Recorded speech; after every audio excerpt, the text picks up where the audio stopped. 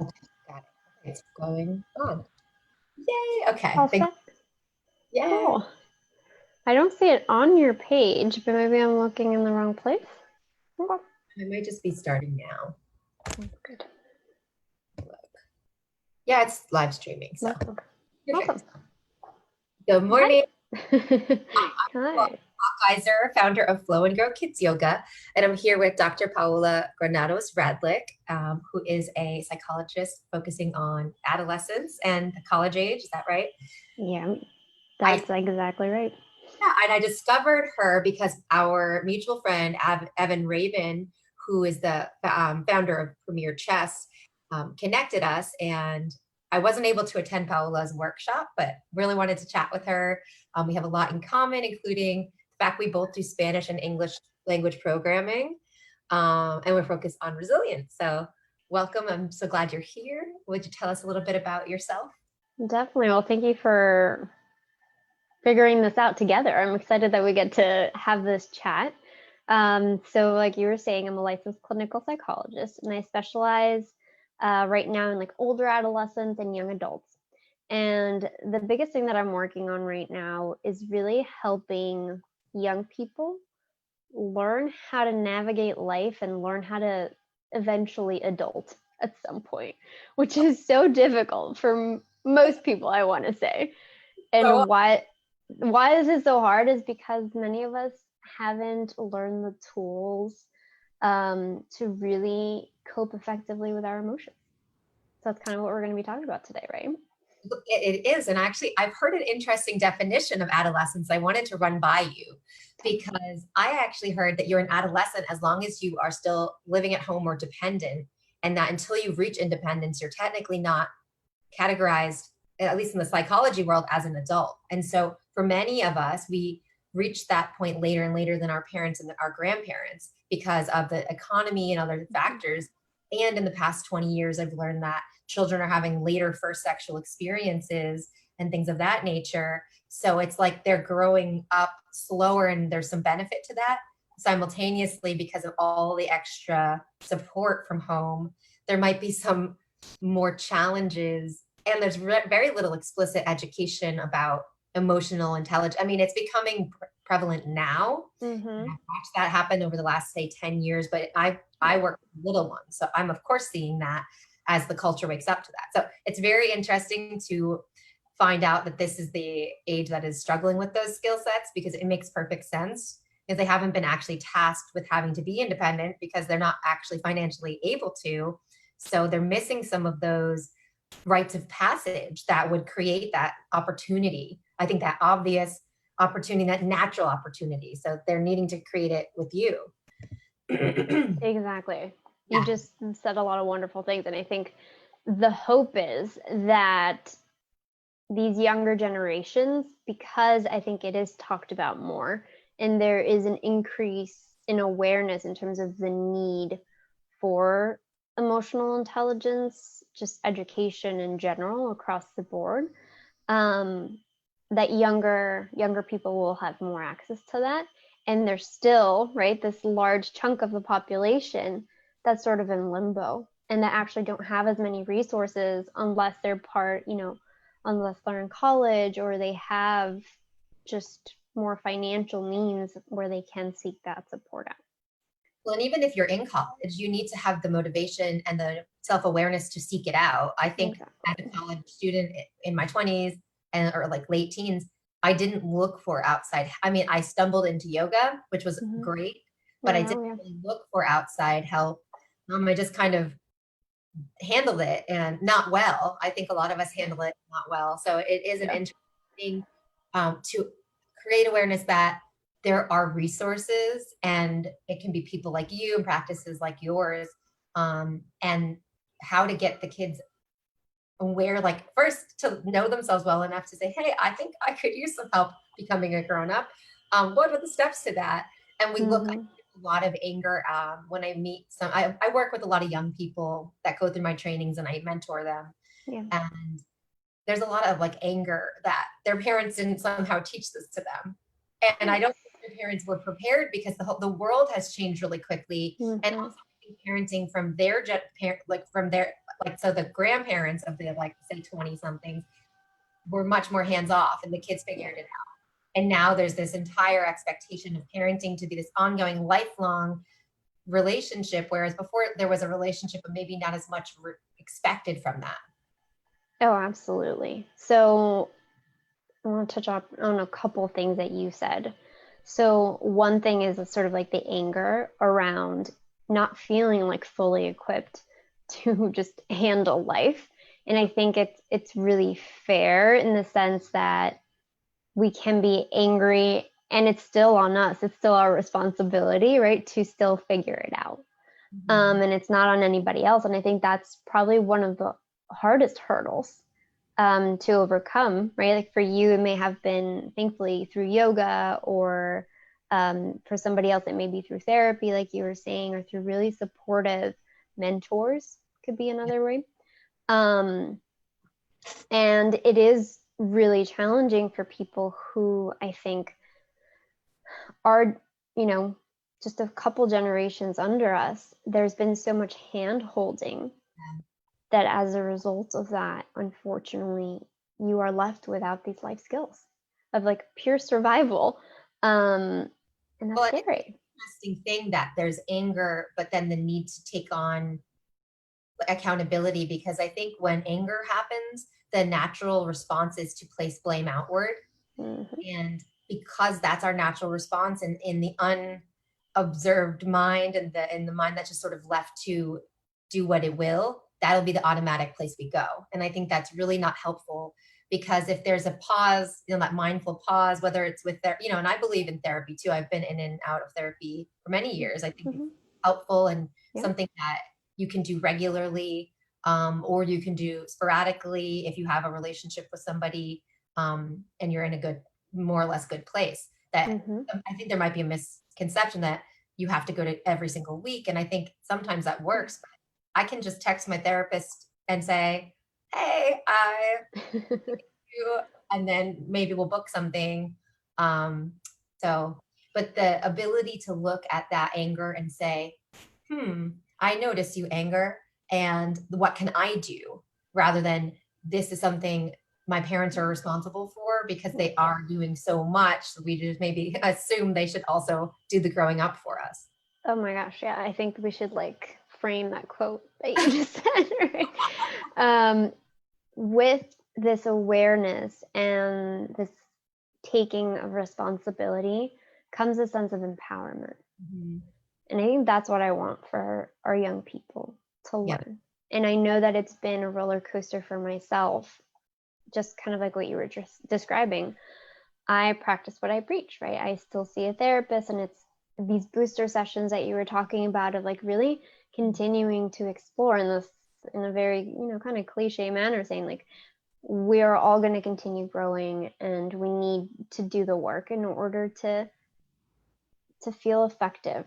So it's this ability to be able to go internally, take responsibility, and then, thankfully these skills are learnable. Like you can teach them even late in life.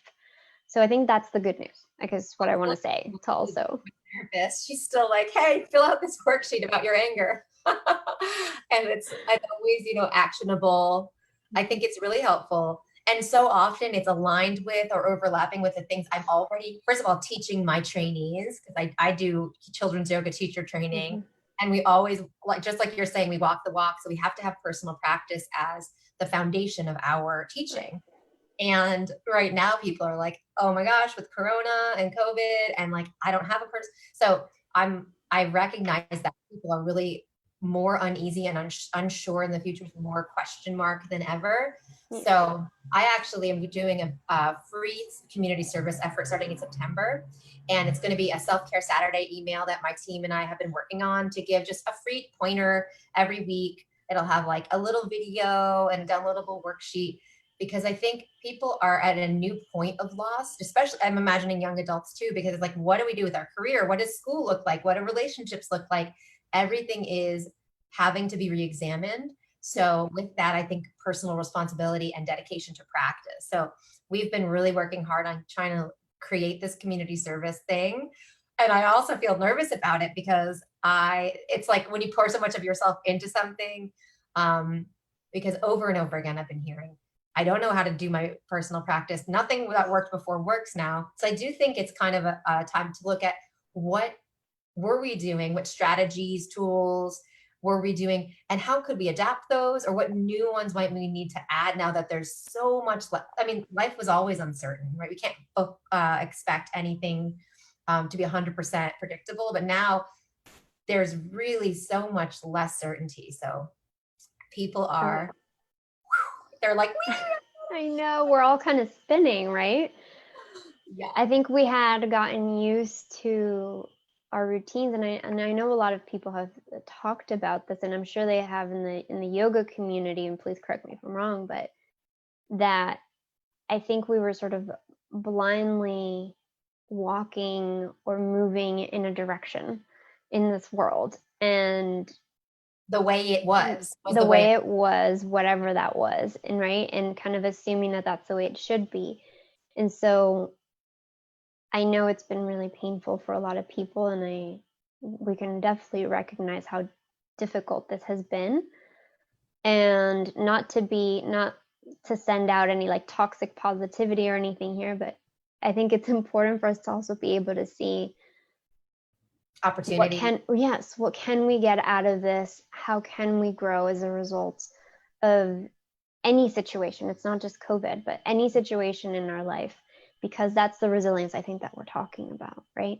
And the thing I've seen, the people who are excelling and leveraging opportunity have a lot of guilt right now.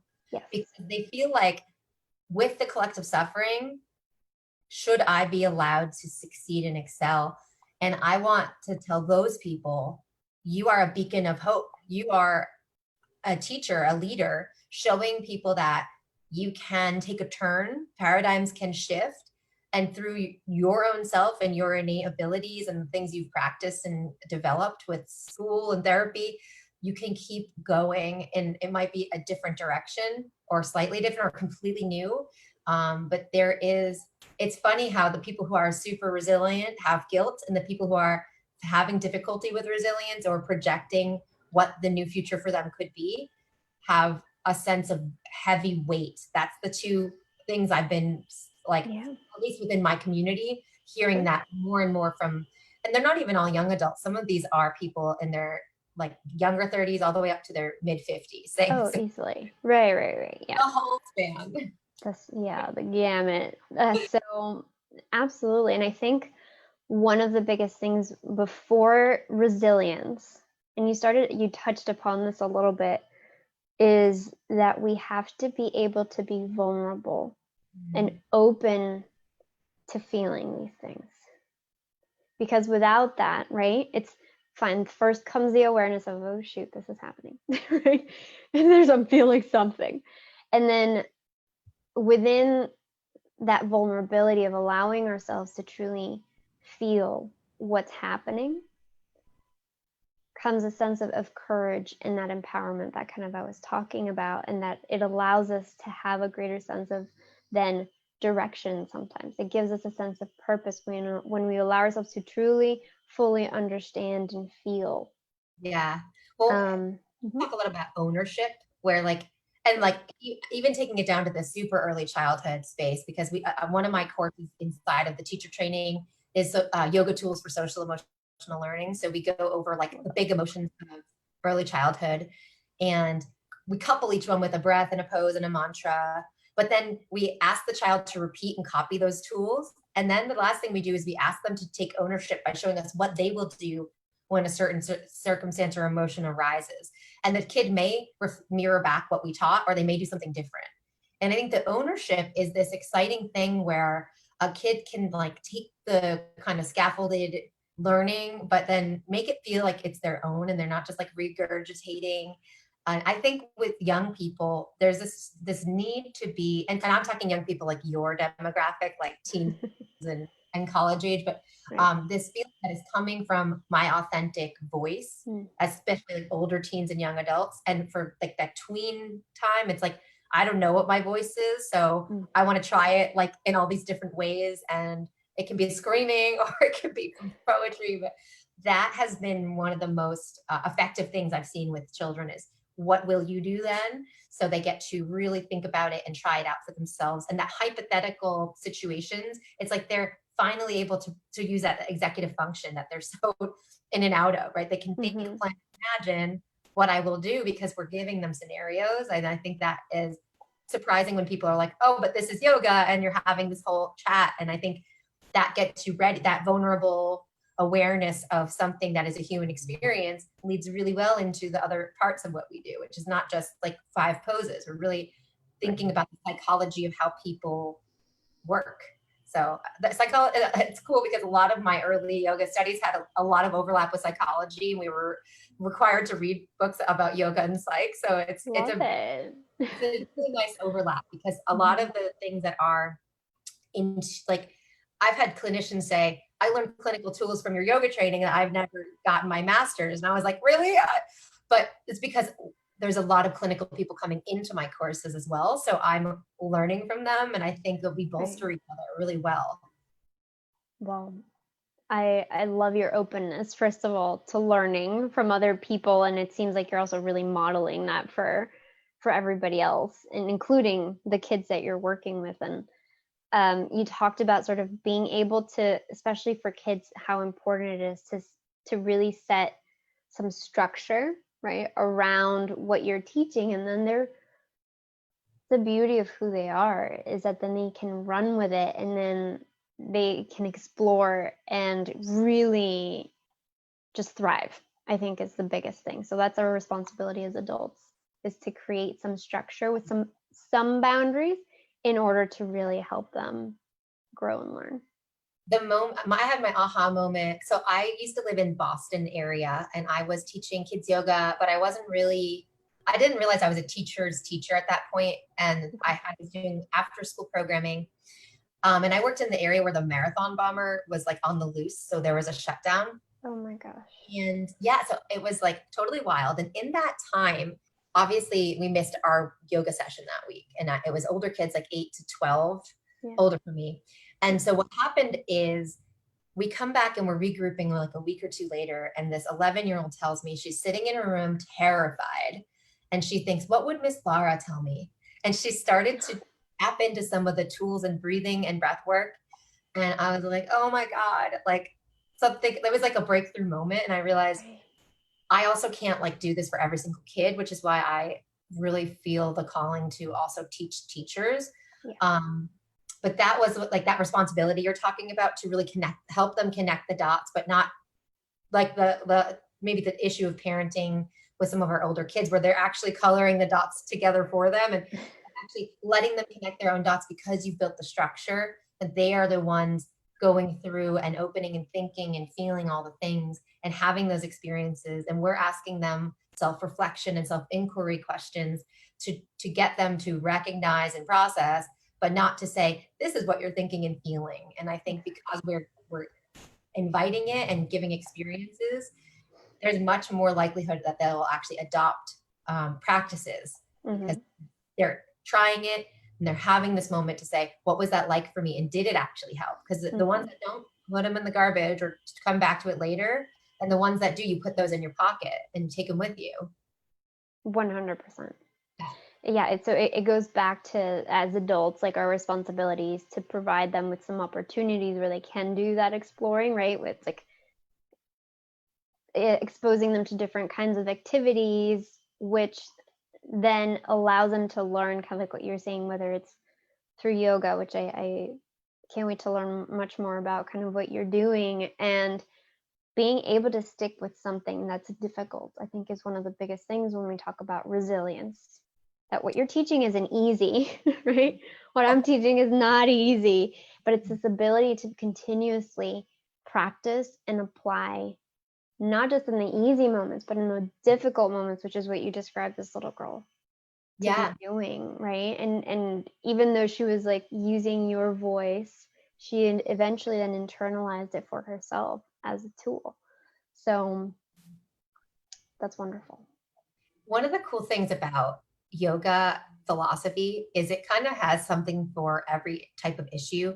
And I find with young people, they're really great at beginning something, but they have a very hard time with follow through and that steady interval, like every day, a little bit type of work. And something that's very helpful is having these like daily practices that you come back. And I don't even make them like, the kids figure out their own daily practice journals by filling in what they like the practices to be. So it doesn't have to be like poses, but to give them a structure, as you were saying, where each day they make the priority, and then they make sure they get it done in that day, whether it's for 2 minutes or 3. And truly, it doesn't take that long to do the things that are transformational. It's just that we need to do them before we get into the mode of like autopilot and Netflix. It's like that thing has to come before that, or when we're realizing we're in that autopilot. And that's really difficult for all people. I think especially if we do not have a structure. So I really like to couple all of the tools I give kids with some kind of motivating or like self-check-in process, which I'm sure you do some things like that too. I'd love to hear what yours are like. And I find that is, when I implement those with my students, I do them to walk the walk, and I end up changing my life again. I'm like, oh yeah, this is what happens when I wake up and breathe instead of like checking my email. And it's qualitative difference, and and we can actually start to respond differently to challenges with more neutrality, which is truly a gift when you're like panicking or fight, flight, freeze on a regular. I think more of us than ever are doing that, because I heard this morning that 30% of Americans have anxiety disorder. Isn't that wild? Yeah. 1 in 3 people. So we all really need to start to structure our lives with good sleep hygiene and healthy morning routines in order to be functional. And I think it's just it's not prioritized, and it's not really like, there's this busyness that is culturally relevant that prevents us from seeing the benefit of slowing down, giving ourselves a buffer. I do 90-minute buffer in the morning, but some people could just nice. Before the rat race. Right. And if we can have that as a norm culturally, and I think now that we're losing commuting, that's possible, but we're also losing those important social interactions. So pros and cons. Oh, absolutely. One of the biggest things that we can talk about within what you're discussing is this. I think a lot of what's happening right now is, it's not just the busyness, it's this avoidance of our emotions and our ability to really sit with ourselves. And of course, you definitely explore this in yoga. Please correct me if I'm putting words in your mouth. But it's this. I think that's where this need for us to really fill our time and distract ourselves continuously comes from. And I highly, highly believe that it is socially and culturally what's happening, which the anxiety disorders and make a ton of sense, right? Because we feel incapable of tolerating things like uncertainty and fear. And mind you, I will join in on kind of what's happening. I'm part of the problem as well. I can recognize that for myself. Yeah. Oh yeah, for sure. So this is no judgment, anybody. I promise, right? No judgment here. I'm right there with totally right there with everybody. Yeah, absolutely. And so it goes back to, okay, first comes the awareness. Then it's that ability to really take responsibility for ourselves and recognize, like, do I want to make this change? And what are some of these motivating factors? Not just because I'm told, oh, I should exercise, I should eat healthy, I should have the morning buffer. It comes down and go back to this resilience. It's what matters to me. Like, what is important to me? What is going to make this life worth living for me? Why do I want this piece in my life? Right. Yeah. And I think that's so personal, obviously, but it takes that practice that you're describing, the practice of sitting with ourselves, of pausing, of stopping. And that is too aversive for most people. Yeah. So then the work doesn't get done. Yeah. And the resilient doesn't get built. The discomfort when you've waited 20 or 40 years to try it for the first time is almost insurmountable. My focus on early childhood has really been because of that. But like, we're leaving some kids out, because then of course you're getting these delayed adults that are delaying their mental maturity and their emotional maturity, because it's easier to stay as you are. And the thing that you said, the motivating factor, is really important, because I'll say this, like, I have gotten into some of the more distracted habits on and off throughout the COVID situation. And on the days that I break away and do the things I love, like I like to write poetry and read it, but I don't like do it publicly. It's really something I've done for myself. If I spend 5 or 20 minutes on it, I'm so happy. And then I'm happy for like several days. And it was I only had to delay my distraction routine by 20 minutes, right? And it's like, I can still, if I want, have that, but can I create a little time? So I actually have a secret trick I do that I don't know if this is worth sharing. So here's what I did once. I said, I love writing. I'm not writing. I'm doing like all these other things with my time. And so I decided I would try for 5 minutes a day, 6 out of 7 days a week. And what ended up happening is for 6 months, I wrote pretty much every day. But if I needed a day off, I didn't worry about it. Getting to 5 minutes was easy, but sometimes I would go to 30 or 40. And that really, and at this point in my career, I'm so lucky I did that, because I have so much content to write. I write all the manuals for my teacher trainings. I write the majority of the content in the curriculum. And I do have help with my blogs and social posts, but I'm still doing a lot of contribution. So overall, I've actually written over 1 million words on one single browser in a year, because I have Grammarly accounts that, and I'm like, okay, could I have ever imagined that? Looking back on that activity, I just did it because I wanted to be connected to what made me happy. And ultimately it ended up creating a foundation for me to stand on for my career. So I think one of the things that is a challenge for an 18-year-old is to connect what I'm doing now to what I want to be later. And I didn't have any awareness of that. And I look back at my teen and young adult time as a complete question mark. And I got lucky that I happened into things that became a career for me, because those connections are very difficult. And so I wonder, what do you do to help somebody at that time when they're like, I can't even imagine what I'm going to do because I don't have any life skills yet. And then they have the aversion to developing them, because I don't know if anybody else relates to this, but hating being bad at things, because I was very bright in school. So I wasn't used to being bad at anything. So I have gotten very comfortable sucking. I'm like, I'm terrible. I'm like, but it was something I had to be willing to do, is be willing to be bad at things. And I still am not great at being bad at many things, but I do the awareness that, okay, I'm bad at chess. That's fine. I can still play it. No, I love that, because it's part of this.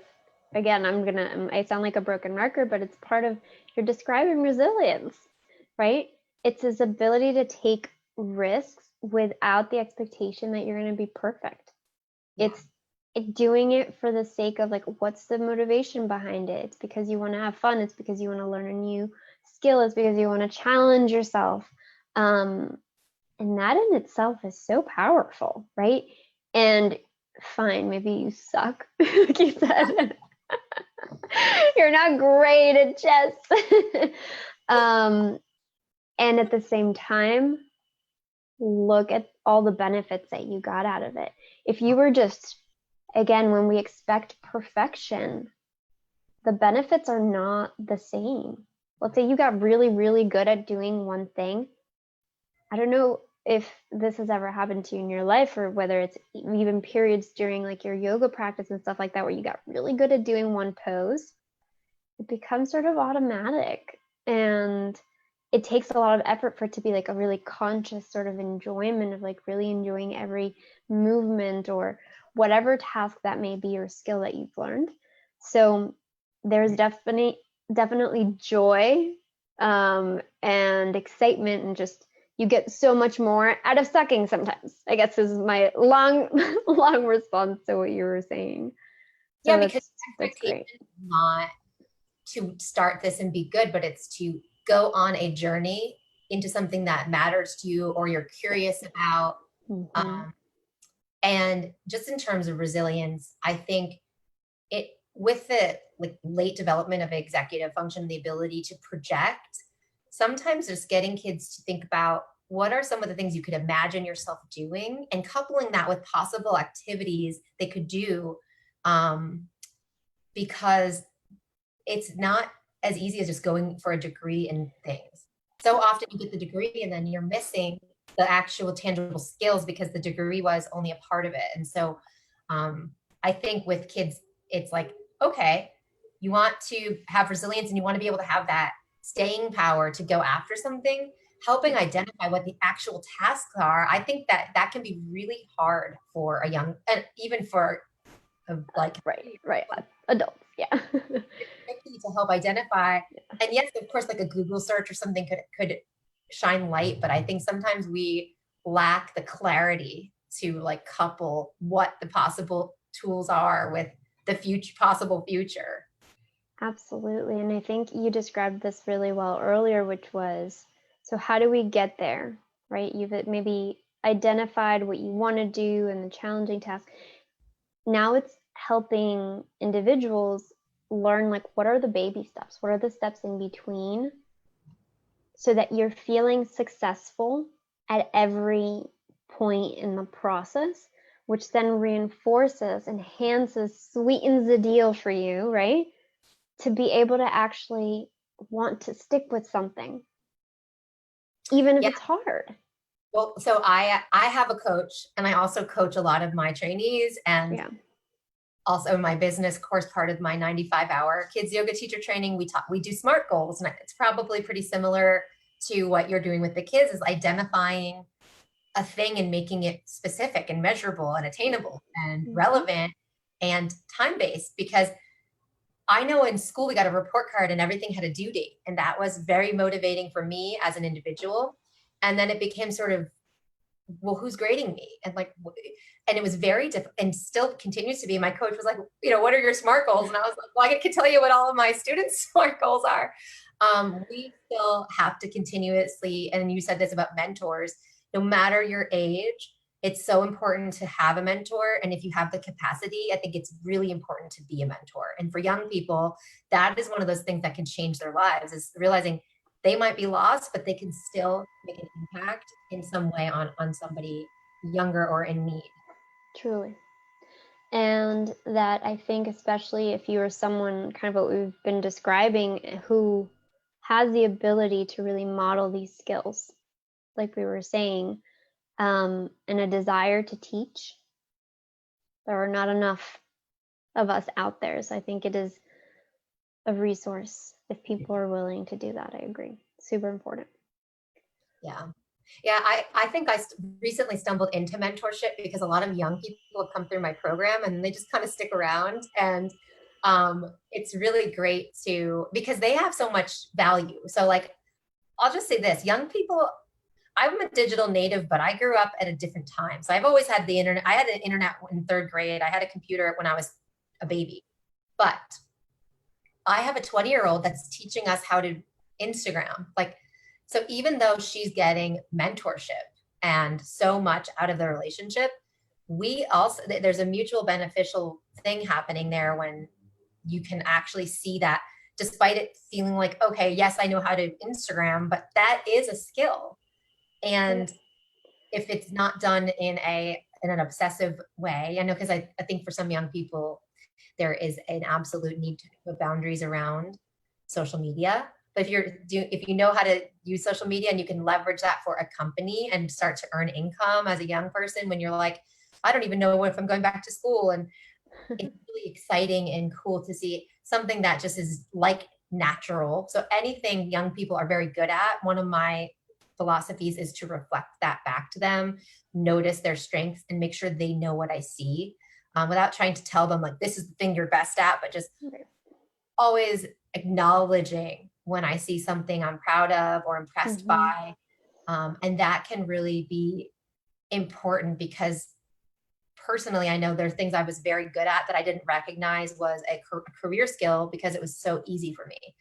Someone had said, hey, write all this down and whatever, I would have had a lot less work over the past 5 years in creating all the lesson plans and curriculum because I created it naturally throughout my time in the field. And then a lot more effort going back in time when I had a kid and a business to actually put those things down. So children learning that regular taking things seriously and putting it into almost a finalized version, the thing you're working hard on, don't leave it in a scribbled notebook. Like you can be so proud of it and make a portfolio, whether it's going to be something or not. At least you get to look at it and be proud, you know, that resilience and all that energy you put into something. There's some fine finished product. It's almost like getting your black belt or graduating, but you have to do it for yourself. Right. Like you were saying, I think maybe somebody may have been able to point it out to kind of smooth the road a little bit. And at the end of the day, it was still your work to do. And I do want to recognize that it is incredibly important if you are around young people. I agree that even as adults, many of us don't often hear compliments or a recognition of things that people appreciate about us. Mm-hmm. And I'm not saying that everybody, you need to be doing this every single day with everybody that you meet. But it is important for us to hear that sometimes. Just as human beings, we want to be recognized, and we want to feel connected, and we want to be seen. Mm-hmm. I think it's the biggest thing. And I think as adults, we tend not to do enough of that because we get wrapped up in the day-to-day tasks that we need to accomplish, rather than seeing our young people for who they are and really kind of understanding and acknowledging them. Yeah. I think that can be hard for a parent too, because they have this perceived pressure that everything is so important right now and taking every step super seriously. And I've done work in a lot of like fancy independent schools, which is another name for a private school. I was going to say. An independent school. Yeah. It's a more liberal version of a private school. Gotcha. Okay. And in their upper elementary age, there's this perception of like taking things extremely seriously and crippling paralysis around perfection, lack of ability to start something starting something 50 times because nothing's good enough. Yeah. And what I heard from the administrators of those schools is the parents don't specifically ask for this. I'm wondering, what is it that the parents might be doing to send the messaging if it's not explicit? And if it's not the parenting, how do we send the message that it's more about the effort and the regular effort rather than and we talked about this already, that perfection isn't really what life is about, but it's learning the skills and showing up. And I'll tell you, like, the people I hire are the ones that show up. I don't care what your skills are, because if you're skilled and you're inconsistent, I cannot rely on you. So just teaching kids that showing up is the first step. And it's how I got where I am today, because I was not the best person in my yoga teacher training class. I was probably one of the worst, especially form and behavior and ability to like sit quietly. I was very restless, but I showed up. And when there was opportunities to teach for free, I showed up because I wanted the opportunity to learn. And then I was one of 3 out of 35 offered a position. And then I started my first kids program. And I got feedback from the teacher training that I was very perturbing to be around, because I was like really going through something difficult. Nonetheless, I showed up, and it ended up creating a lot of stability in my life, and all of those issues worked themselves out. Nothing's perfect, but seeing myself as a young person, I don't think I imagined what showing up would end up leading to. And now I'm looking at the people who show up after my courses and express interest in staying on with Flow and Grow Kids Yoga and the things they contribute. And it's really amazing, but would be very easy to overlook. But luckily, like in my own process with them, we do a lot of feedback. Everybody submits teaching videos and I give direct feedback. So that opportunity is built into the programming, where I think with parents, it's very hard, because with my little girl, it's very easy because she's 3.5, but I don't know what it will be like when she's 14.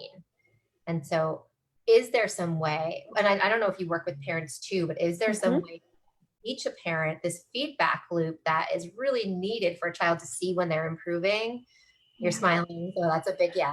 Yeah, I sometimes assign homework. Let's say I've given this spiel that you and I have been talking about of, right, what's important is truly showing up, and not just showing up, but showing up consistently, showing up in a way where you're really truly present in your ability to be able to see and hear your child and see them for who they are, not who you expect them to be. And then within that, so I can, tell them all these beautiful words and show them the research. And at the end of the day, it doesn't really matter what I say. So I actually encourage parents to do an experiment and to try out for a week what that would potentially look like. So you're not committing the rest of your life to doing this type of parenting, but just like experiment what it would be like to change the relationship from one of talking at your children to really focusing on connecting and listening. Yeah. And it's life-changing. I mean, and we know this, like it's like well, duh, right? And not everybody sticks with it, because sometimes it's easier for us to fall back on old habits. At least they get a taste for it, though, and that there's a certain truth to what's important for them, I think, as parents. So I don't know if that answered your question. Well, it made me smile because so in the Flow and Grow Kids Yoga methodology, the first thing we do is the connection. It's about establishing a connection. So whether that's between you and the child and the environment they're in, or themselves and their, like, there's this need to connect and feel comfortable and be heard. And before we even get to methodology in my courses, we always talk about relationships and how can you learn more about the children that in your charge. I think for parents, it's funny because we just think we know, but sitting and listening, or having active listening, what we call mindful listening, I'm sure you call active listening, where you don't get to cut off your kid, but they actually get to speak to the end of their thought and be listened to, and the parent actually has the mouth closed. Or just prompting them both with the same question and letting them both speak to their experience without responding to each other. So both of them can have more empathy. I think these things are difficult because we get stuck in, like you said, the default, the pattern, we get stuck in these behavior patterns. And it would take a parent's willingness to also be self-aware, mindful, vulnerable, to see their own role in it. Because no kid is the sole cause of a problem. Very, very infrequently. Yeah. Right. It's usually our own stuff. But it's this cycle that it's like this feedback loop, and they get caught in it, and a parent says something and it triggers a response in the kid, and then that heightens the parent response, and it's difficult. That comes from, and this is like what I'm seeing across the board and what I'm learning from a lot of my colleagues who work more in the trauma space, is a lot of us have these things that come up and put us in that fight, flight, freeze. And we're reacting from a place of fear, and we're under-resourced in that moment, and we actually cannot think. So we're just fighting, and it's very, very difficult to see yourself reflectively after that, because you can't even really remember what happened. It's very difficult because your brain's not working fully. Right. You're very, so like I know what it feels like to have fight, flight, freeze on a somewhat regular basis, and to turn into the other side of who I am, which is not the kind, compassionate, connected, slow person. And all of us, I think, can work through those things, but just if a parent can admit, hey, I went into that state, I'm yelling, I'm not being resourceful, kind, or generous. I'm making demands and threats, because that's what we do when we feel unsafe. And so if they could have that depth of awareness, right, and they can still have those mess ups, right? But then they can at least be accountable and say, I was very upset, but it's not an excuse for the way I spoke to you. And I'm very sorry for the words and tone. And if I could say it again, I would say it this way. And then they're showing the path to repair and resilience. If it's not admitting when you're wrong, why is that so hard for us? Well, you just said it beautifully, that are us exposing our kids to these imperfections, to our humanness, to our mess ups, and then being able to repair and model for them, right? I'm human, and I apologize for the way that I treated you, and this is how I hope, to respond differently in the future. You are modeling for them exactly what you would hope that how they're gonna cope in the future. And exposure to difficult moments is how you also build resilience, which is what you mentioned, right? So it all just ties in together so beautifully, right? It really does. And Yeah. I lived with a person who had been very, very, very sheltered. And he was in his middle 20s. And when he had small problems, his whole world would come undone because he didn't have the opportunity to fail in small increments and to have like little problems. Those were all dealt with for him by butlers and by parents, yelling at the schools. And Right. when he realized how little experience he had, and because we live with, it was myself and two other people, and one was very sheltered, and then the other person and myself had both had to figure it out from a very young age. And people think they're at a disadvantage when you don't grow up with everything or when you have an imperfect childhood. But the truth is, you are more resilient and adaptive in most circumstances when you've had to go through things. It doesn't mean you have to go through a divorce or a fire to get there, but if Right. you're willing to let their kids fail without making that small failure a problem, but just a Mm-hmm. learning opportunity, like, this whole growth mindset and resilience movement, it Yes. works really well. And it's also it's hard to do if maybe you grew up being yelled at for messing up and that you were taught to be that way. So compassion to those of us that are making those mistakes, but Yeah, also complete. there's no time like the present. And there's Mm-hmm. people like yourself, who can take families in and say, how can we fix this communication pattern? Yeah. And it comes from a place of being able to be vulnerable with ourselves and our families. So yeah, it all starts from, like, I think we've described it. It can, this ability to learn this emotional resilience comes from within the family, but it can also come from external resources, like you were saying, like your yoga program or within schools. And thankfully, the word is spreading, Yeah. and that's wonderful. And it doesn't mean that just because you're past a certain age that these things aren't available to you. That's the one thing I kind of wanted to end with, is that these tools are available for all of us. And so if you have any questions and concerns, please reach out, and I would be happy to share these resources. So just as we're like finishing up, I think the Mm-hmm. best thing for both of us to do is talk about how we can be reached, Mm-hmm. and what we have to offer. Because if anybody heard this and they want to, Mm-hmm. connect with you, how can they do that? Yeah. So I think the best way is typically through email. I respond really quickly through email. So it's pgr at FOM Psychology, pgr at FOM Psychology, so frame of mind. And they could also go to my website.